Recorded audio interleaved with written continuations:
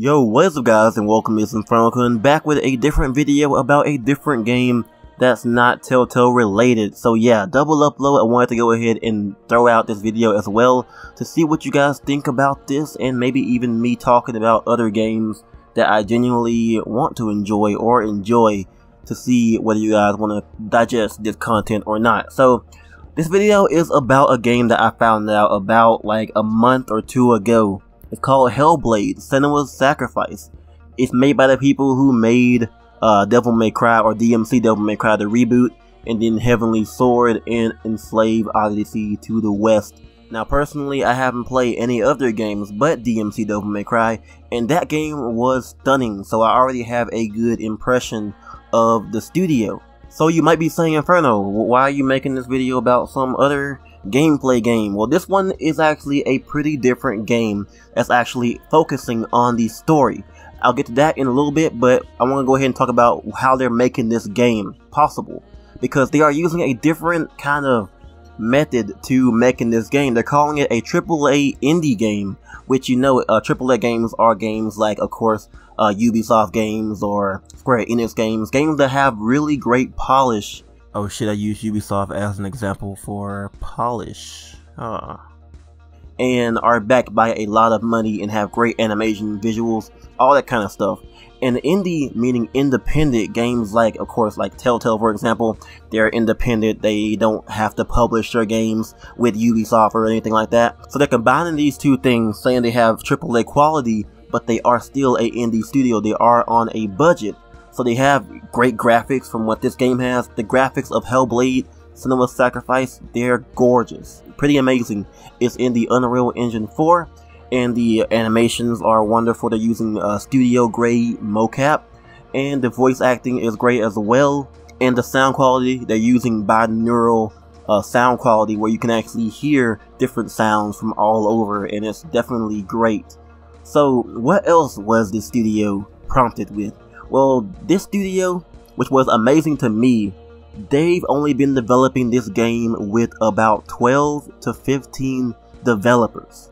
And to me, that is crazy, because games like, of course, Ubisoft games and Telltale games, they have hundreds of developers. BioWare, hundreds of developers. And this game's only been made with 12 to 15 passionate developers, which shows how much passion can drive a game to being made. They had about 3 to 4 years to make the game. It's actually coming out next week, August 8th, which is crazy to hear, because, you know, I'm looking forward to it. And they've been funding the game themselves. They don't have Capcom or Ubisoft to give them money to advertise the game, or to help them hire new developers, or even get new technology to make their games with. They've been using their creativity and problem solving to make this game possible, whether it goes to mocap studios, because, you know, mocap studios are pretty expensive, so they had to go ahead and build their own mocap room in their own studio. That they use, you know, cameras they got lended, and, you know, little stands they bought off of Amazon. You know it's on a budget when you go buy things off Amazon. And then the most, you know, creative thing I've seen from their dev diaries, they use a flower pot and a Raspberry Pi to scan their actor's face to get it actually rendered into their modeling software, which is incredible to me. And things like that, and even how their video editor actually became the character. She voiced the character, she has the body of the character and the face of the character, which is incredible. They all mentioned this in their dev diary. They are extremely open about the development of the game, which for me, who is an aspiring game developer, I am currently learning computer programming and game development. You know, I've been like watching these dev diaries non-stop, and it's incredible what kind of problems they go through and how open they are about it and about how they fix it. It's very incredible to watch. I definitely recommend you watch the dev diaries and see what happened with their video editor becoming the actual character. Her name is Melina Juergens. Definitely incredible. Like, whenever she was, you know, voicing the character, she never acted in her life, and she said that. And when you watch her, it looks like she has been doing it for years.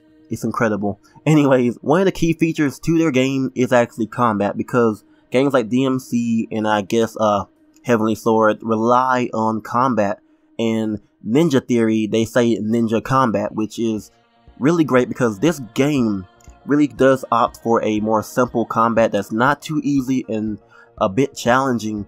It's kind of like the Witcher series or Dark Souls, where you swing sword, you parry, you block, and you can evade and stuff like that. I definitely love that kind of gameplay, so pretty good to see.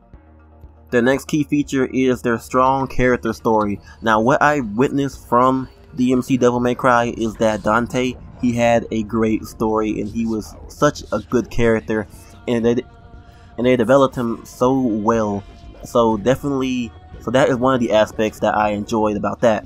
Their next key feature and their last one is their unique art style. If you look at the game right now, their trailers and stuff, the game looks absolutely gorgeous, and DMC Devil May Cry was definitely a unique art style as well, with the whole shifting worlds and demon side and stuff like that. It definitely fit the game, so they are good at that as well. Now, the story is what is really compelling me as of right now. You're playing as this woman named Senua, who is a Viking. She has this problem where she hears voices and she's going through this hellish demonic world that is all just pictured in her mind. And it's definitely something that I am really interested in seeing, why she's going through this and how she's going to overcome it. They haven't really gave us any details on the story, which is great, but if you go into their dev diary about the story, they go ahead and show you their writer's room, and it has sticky notes all over the room about, you know, story details, and it's incredible how much passion they put into this project. It's really just, I'm like, wow right now. But anyways, and they went the extra route to even make Senua feel like a believable character, a very realistic character. They actually scanned their voice actor's face and her body. She actually went and worked out to get the body they wanted Senua to have in the game. So they're going for a very realistic feel. They even talked to doctors who dealt with patients who had this problem about seeing things and hearing things, to get a more realistic feel on what Senua is going through. And then of course the voices as well, they're going for a very feel where they actually have this microphone that records all over the microphone like the human ears would. You can hear things from the back and all around you. A very realistic feel to capture, as if somebody is right behind you, but they're not. So gameplay consists of some puzzles and of course the combat. The puzzles aren't really the hardest thing. They shown some puzzle, like one puzzle in their gameplay trailer, which was pretty cool. It wasn't really anything too complicated, so looking forward to that. Now, what I've been seeing in the comments so far is that people are calling it a walking simulator, which means that you're walking and that's all you do, you walk, and then you find enemies, you fight, and stuff like that. Now, personally, I think that not every game needs to be the same. Not every game needs to be The Witcher 3, having different branching choices and stuff. This game is opting for an indie feel with a AAA experience, with a strong focus on the narrative. I feel like the narrative is going to be the strongest part to this game because no details about it have been shown at all, which I'm looking for a fresh experience with this game. The game should be about, I think it's like 7 to 9 hours from what they said in a comment one time, so looking forward to all of that. And this game could actually set an example for what you can do on a budget with only about 12 to 15 developers. It just shows how not every game needs to have these massive studios to be the best it can be. Obviously, some games need it, like The Witcher 3 and of course Mass Effect, things like that, but when it comes down to games like this that opt for a AAA experience with the indie feel, they can actually focus on certain aspects until they feel it's ready, and then it just takes passion in the project to develop what you really want in the end. So I definitely am surprised at what this game offers so far. You can go watch the trailers and stuff. It's really, really interesting to me, at least. But anyways, go ahead and comment down below what you guys think of what I have told you. I'm looking forward to playing Hellblade: Senua's Sacrifice when it releases. Actually, I'll be playing it a week after release because I want to stream the game.